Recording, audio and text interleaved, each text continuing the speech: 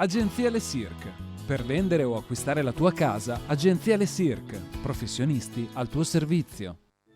Bentrovati al meteo. Cala lievemente la pressione atmosferica, debole perturbazione in transito nella giornata di mercoledì 16 dicembre. Vediamo che conseguenze avrà sul nostro territorio. Iniziamo dal Veneto. Avremo una leggera variabilità con nubi un po' più compatte nelle prime ore e con riduzioni della visibilità in pianura e nelle valli durante appunto le ore più fredde della giornata. In mattinata poi si potranno avere anche locali piovaschi, in genere deboli e a carattere sparso.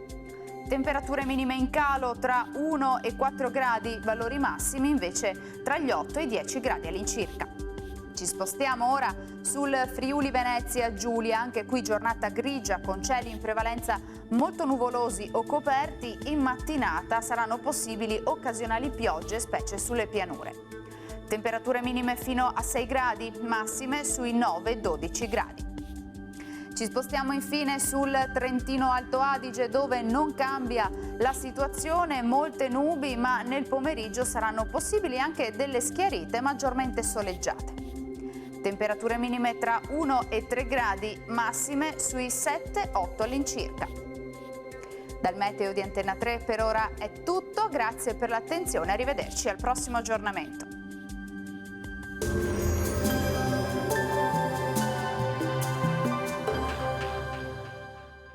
Agenzia Le Cirque. Per vendere o acquistare la tua casa, Agenzia Le Cirque. Professionisti al tuo servizio.